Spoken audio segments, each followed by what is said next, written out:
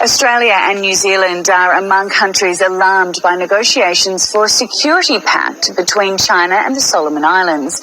A leaked document said China's military and armed police will be allowed to protect Chinese projects there. The island's Prime Minister says the backlash is very insulting. Manasseh Sogavare is denying opposition reports that any deal will lead to an autocratic government.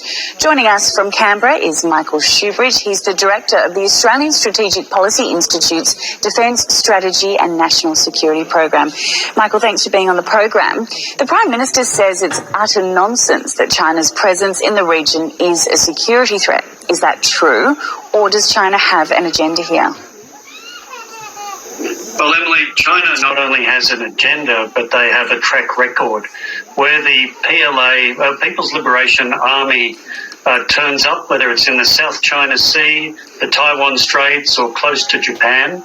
They bring aggression and military tension. And the prospects of the Chinese armed police and military working inside the small Solomon Islands state and using the Solomon Islands to operate its navy from brings military tension right into the heart of a peaceful South Pacific. It's in nobody's interest. So do you think it's quite likely that Beijing will eventually build a military base in the Solomon Islands? And what impact, if that happens, would that have on the region? Well, I think the playbook we're seeing is a bit like the Djibouti base, which started as just a place that the PLA Navy would turn up to and get logistical support. In fact, that's in this leaked draft agreement that Prime Minister Sogavare in the Solomons is negotiating with Beijing. It talks about logistics support to the PLA Navy operating out of the Solomon Islands. So you'll hear Prime Minister Sogavare say, it's not a base, what nonsense. But a place where the PLA Navy can be supported to operate from looks and quacks like a duck. And like the Djibouti base, it will become a base if it's allowed to proceed. The Prime Minister... What it means for the region is military tension. An aggressive military power called China operating more frequently in the South Pacific and bumping into other powers there, just like we see in the South China Sea. Yes, sorry to interrupt you there, Michael. The Prime Minister of the Solomon Islands says he can manage the sovereign affairs of his own country. Does he have a point? Should his specific neighbours just stay out of it? Not really, because this decision is about the whole of the South Pacific. Right now, he knows that his internal security has been supported by his neighbours.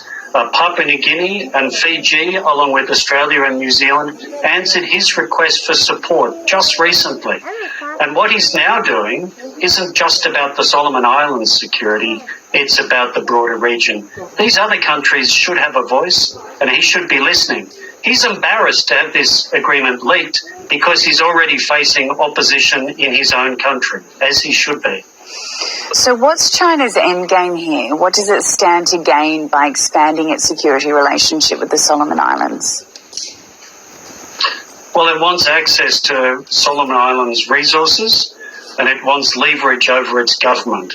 The Solomons is another vote in the United Nations, another vote for China, and also as a place to project military power from and project its more aggressive military across our region to achieve its own security ends. And that is all bad news for us in Australia and in PNG, Fiji and the broader South Pacific.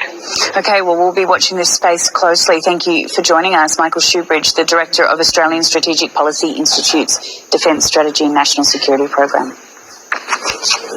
Thanks.